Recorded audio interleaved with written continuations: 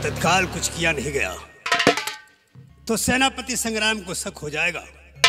इसलिए सेनापति संग्राम को शक हो उससे पहले महाराज के खून के इल्जाम में मुझे सेनापति को फंसा देना चाहिए।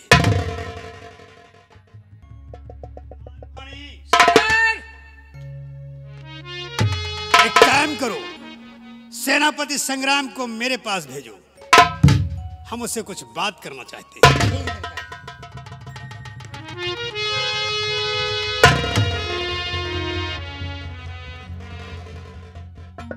महामंत्री जी, आपने मुझे बुलाया? हाँ संग्राम सिंह, मैंने तुम्हें बुलाया है ये जानने के लिए कि आखिर बियाबान में वो हादसा हुआ कैसे।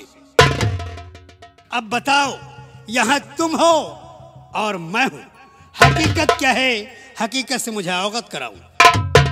महामंत्री जी देखिए, मैं सच बता रहा हूं। हम और महाराज बियाबान में शिकार के लिए भटक रहे थे। अचानक वहां पर एक आदमी आया और कहने लगा कि अगर आप दोनों एक साथ रहेंगे, आपस में बातें करते रहेंगे, तो आप लोगों की आवाज सुनकर शिकार भाग जाएगा और शिकार आपको नहीं मिलेगा। इसलिए आप दोनों अलग हो जाएं तो शिकार मिल जाएगा। मेरे लाख कहने पर महाराज नहीं माने और हमको अपने से अलग कर दिया। मैं थोड़ी दूर चला गया दूसरी तरफ और महाराज दूसरी तरफ। बस थोड़ी देर बाद एक गोली की आवाज सुनाई पड़ी और जब मैं दौड़ते हुए वहां से गया तो महाराज को गोली लग चुकी थी। महाराज आह के नारे भर रहे थे। गोली किसने चलाई महाराज पर, ये तो ना महाराज को पता था और ना ही मुझे मालूम। संग्राम, ये कहानी तुम प्रजा को बताओगे तो प्रजा यकीन कर लेगी। सच्चाई हम जानना चाहते हैं कि सच्चाई क्या है। कहानी मत बताओ। महाराज की पीठ पर गोली किसने चलाई और तुम कहां थे, क्यों गए थे, ये सब मत बताओ मुझे। सच्चाई क्या है? मंत्री जी, मैंने बता दिया कि सच्चाई यही है कि महाराज पर गोली किसने चलाई ये तुम्हें नहीं पता। ये हमें नहीं मालूम। तो फिर एक काम करो, अपना हथियार मुझे दो, हम देखना चाहते हैं। ठीक है, देख लीजिए। ये तुम्हारे पास रही तो मेरे लिए खतरा है। ये पिस्तौल तुम्हारी है जी, लेकिन इसमें से तो बारूद की बू आ रही है। हाँ, बारूद की बू आ रही होगी क्योंकि हमने एक शिकार पर गोली चलाई थी, लेकिन वो शिकार भाग गया, हाथ नहीं लगा। तुमने शिकार पर गोली चलाई और शिकार खुद महाराज हो गए। नहीं मंत्री जी, ऐसा मत कहिए।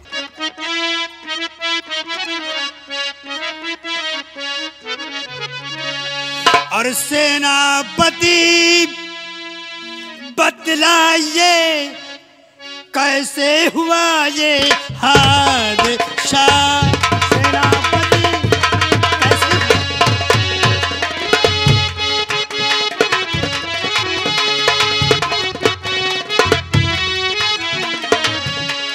सेनापति बतलाइए कैसे हुआ ये हादसा। और ये अचानक किस तरह से मर गए हैं बादशाह।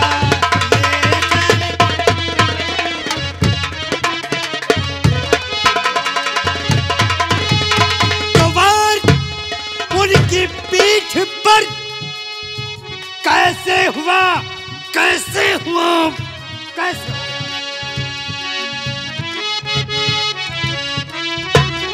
अगर सच्चाई नहीं बताओगे तो खाल खींच लूंगा। वार उनकी पीठ पर कैसे हुआ, कैसे हुआ। और या कि अपने हाथ से तूने किया है खुदे।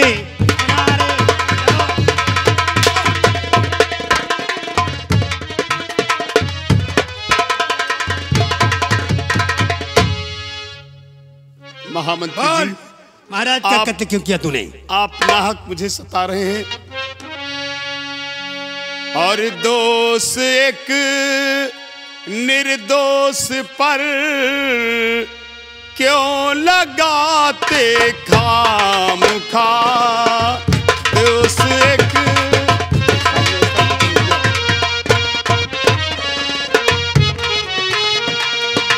दोष एक निर्दोष पर क्यों लगाते खामखा।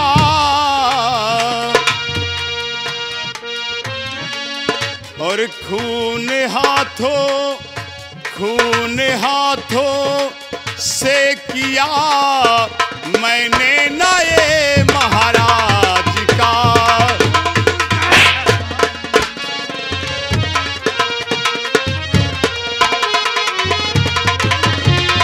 तो वार उनकी पीठ पर किसने किया मालूम नहीं। वार उनकी पीठ पर किसने किया मालूम नहीं। और झूठा ये इल्जाम है क्यों फंसाते मेरी जान।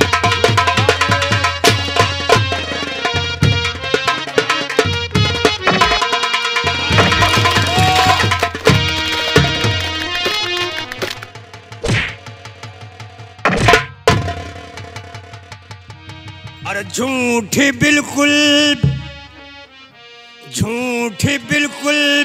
कह रहा तू सरे दरबार में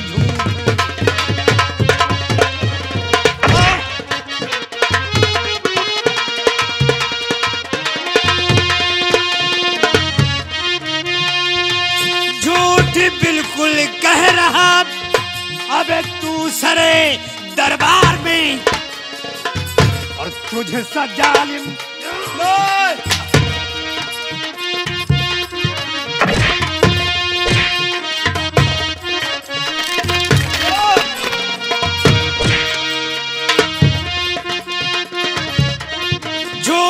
बिल्कुल कह रहा अबे तू सरे दरबार में। और तुझे सा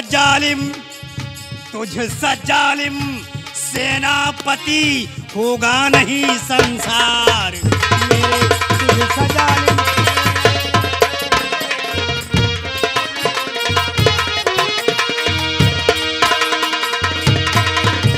तो ताज के लालच में आप अबे खून तूने कर दिया।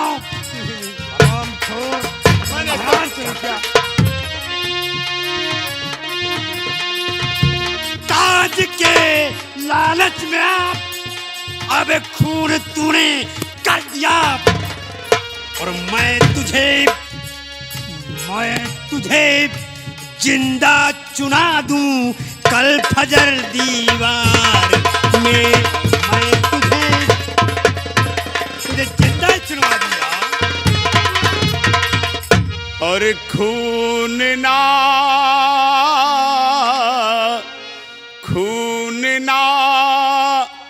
मैंने किया और मंत्री जी महाराज का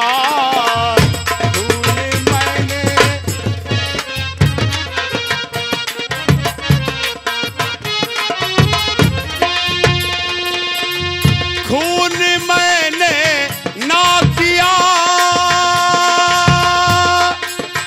मंत्री जी महाराज का।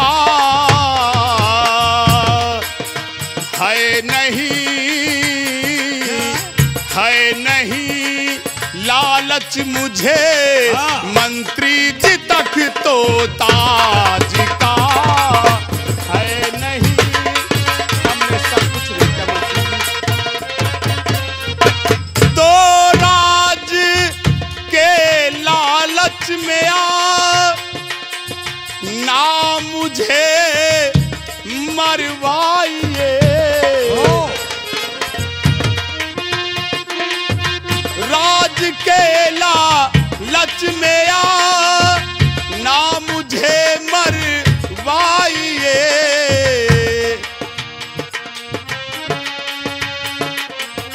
और है कातिल कोई करिए यकी आवाज का। हरामखोर, महाराज का कत्ल कर दिया और कह रहा है कातिल कोई और है। नहीं नहीं संग्राम, बुलबुला पानी का है ये तकव्वुर की हवा। 4 दिन की जिंदगी में क्यों अकड़ कर चल रहा? जब चलेगी मौत की वादे फना और ठोकरों से सर उड़ जाएगा, मिट जाएगा नामो निशान। महामंत्री जी, आप मेरा यकीन कीजिए, हमने ऐसा कुछ नहीं किया। मैंने प्रण कर लिया है, अब तो कबूल कर या ना कर, लेकिन महाराज का कत्ल तूने किया है। इसके हाथों में हथकड़ियां डाल दो, महाराज का कातिल है ये। नहीं मंत्री जी, ऐसा जुल्म मत ढाइए मुझ पर। हमने ऐसा कुछ नहीं किया राजन, हमने ऐसा कुछ नहीं किया। संग्राम, जब तक युवराज विक्रम कराल तिलक नहीं हो जाता,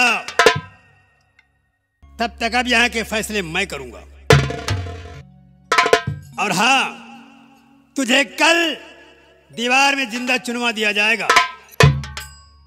तू महाराज का कातिल है, इसलिए तेरी मौत निश्चित है। मरने से पहले अगर तेरी कोई आखिरी मुराद हो, आखिरी ख्वाहिश हो, तो बता, हम पूरी करवा दें। महामंत्री जी, आखिरी ख्वाहिश, मैं सिर्फ एक बार कुंवर विक्रम से मिलना चाहता हूँ मंत्री जी। तू क्या समझता है? महाराज को तू तो मार ही दिया है, युवराज को तेरे पास भेज दिया जाए तो युवराज का भी कत्ल कर दे। हाँ, क्यों मिलना चाहता है? मंत्री जी, युवराज महाराज का इकलौता बेटा है, इस राजमहल का चिराग है। अब तो मैं मर ही जाऊंगा, बस एक बार उनसे मिलवा दीजिए, यही ख्वाहिश मेरी आखिरी पूरी कर दीजिए। ठीक है, इसे ले जाओ और शाही कारागार में डाल दो। अगर हम मुनासिब समझेंगे तो विक्रम इससे मिलने जाएगा, वरना नहीं जाएगा। चलो ले जाओ।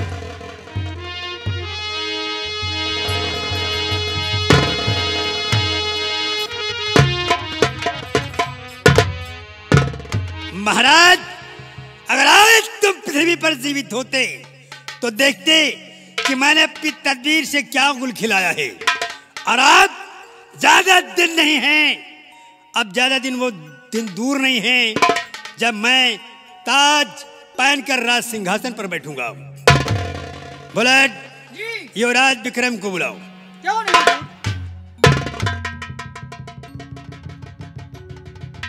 चाचा जी नमस्ते। आओ बेटा, कैसे हो युवराज? ठीक चाचा तो हो? जी। हाँ चाचा जी। कोई परेशानी? नहीं, जब तक आप हैं, आप लोग हैं, तब तक मुझे कौन सी ये परेशानी? तो तुम भी जानते हो, सारी प्रजा जानती है पारसगढ़ की, कि मुझसे ज्यादा इस पारसगढ़ राज में तुम्हारा भला चाहने वाला और कोई नहीं होगा। हाँ चाचा जी। बेटा, महाराज इस दुनिया में नहीं रहे, इस बात का मुझे गम भी है, अफसोस भी है, लेकिन मैंने महाराज के कातिल को गिरफ्तार करवा लिया है। क्या मेरे पिता का कातिल गिरफ्तार हो गया? हाँ बेटा, तुम जानना चाहते हो कि कौन है वो? आखिर वो कौन बेटा है जो अपने बाप के कातिल को नहीं जानना चाहेगा? युवराज, वो कातिल कोई और नहीं, हमारी सेना का सेनानायक संग्राम सिंह है, जिसने ताज के लालच में महाराज को बेदर्दी से बियाबान में ले जाकर मार डाला। चाचा जी, हमारे ही दरबार का वफादार जो बनता था सेनापति, हाँ वह मेरे बाप का कातिल है। बिल्कुल ठीक समझे। चाचा जी, अगर उसने मेरे पिताजी का खून किया है तो मैं उस हरामजादे को जिंदा नहीं छोड़ूंगा। चाचा जी सुनो बेटा, वो हमारी कैद में है और तुमसे मिलना भी चाहता है। जाओ, मुझसे मिलना चाहता है। अपने दिल की भड़ास निकाल लो। और हाँ, इस बात का ख्याल रहे, अगर वो तुम्हें लायक समझाए कि उसने कत्ल नहीं किया है तो उसकी बात पर यकीन न करना, क्योंकि कातिल वही है। ठीक है चाचा हम जी, भी चाहते कि जाओ, उससे मुलाकात करो। मैं इसी वक्त जा रहा हूँ और उस हरामखोर को जिंदा दफना दूंगा। चाचा जी, जिंदा दफना दूंगा। संग्राम, देखना मैंने तेरे भी मौत का इंतजाम कर दिया है और युवराज के भी।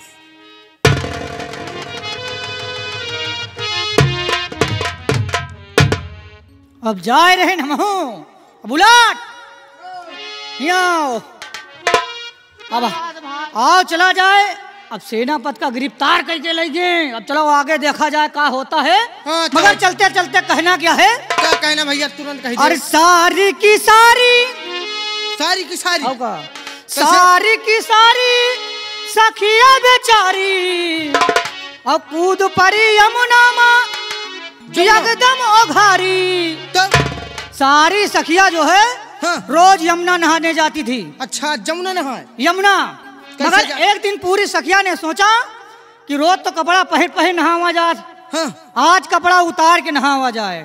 अच्छा कपड़ा उतार के नहाए पूरी सखिया कपड़ा उतार के धई थीन और कपड़ा उतार के धई के और यमुना जी माँ कूद परी। कूद परी और कूद के किल्हाव नहाए नहीं। हाँ हाँ वो मौला का क्या है खो भैया और श्री कृष्ण भगवान पूरा नजारा देखत रहे।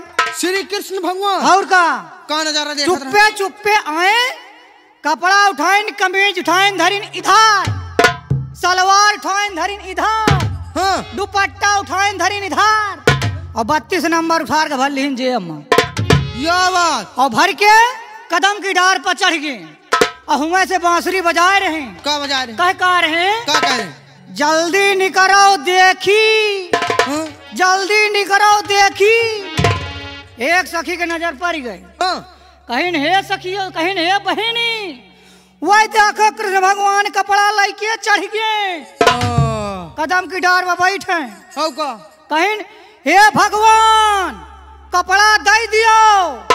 तो भगवान का कह रहे हैं का कहा जी भगवान कपड़ा देव कब जब जल से बाहर आई हो ता।